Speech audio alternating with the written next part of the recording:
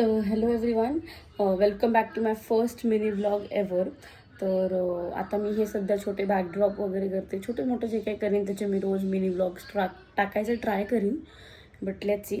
आणि आज मी जे तुम्हाला बोललेली संक्रांतीचं मी बॅकड्रॉप प्लॅन केलेलं, तर त्याचं रेफरन्स मी ते वर कॉर्नरला देते. ते असं काही होतं आणि ते कसं टर्नआउट झालं हे पाहण्यासाठी हा मिनी व्लॉग एंडपर्यंत नक्की पहा. तर गाईज, हे आपलं मकर संक्रांतीचा जो बॅकड्रॉप मी प्लॅन केला होता त्याचा हा फायनल लुक असा काहीसा दिसतो आहे, तुम्ही व्हिडिओमध्ये बघू शकता. आणि नवीन काय तर मी आजपासून मिनी व्लॉग्सचं 30 डेजचं चॅलेंज ॲक्सेप्ट करते.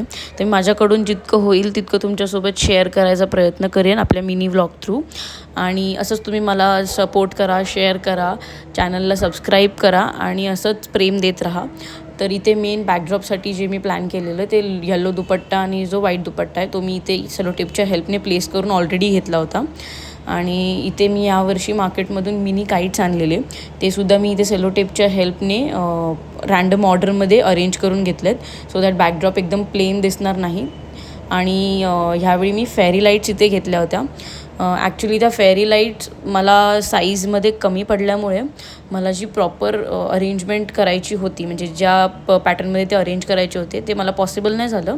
बट ॲट द मोमेंट मला जसं पॅटर्न हलकी सिम्पल सोबर ठेवता येईल तितकी मी सिम्पल ठेवली आणि त्या पॅटर्नमध्ये मी इथे लाईट्स प्रॉपर अशा अरेंज करून घेतलेल्या आहेत.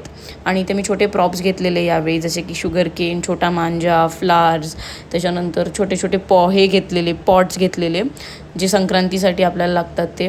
आणि बेसिक जो आपला बेस आहे खालचा व्हाईट, तो मी आपले फ्लावर्स आहेत त्यानेच डेकोरेट करायचा प्रयत्न केला. जास्त काही मी ठेवलं नव्हतं, हलकंच डेकोरेशन केलेलं. आणि आपलं हे फायनल लुक असं काहीसं टर्नआउट झालेलं.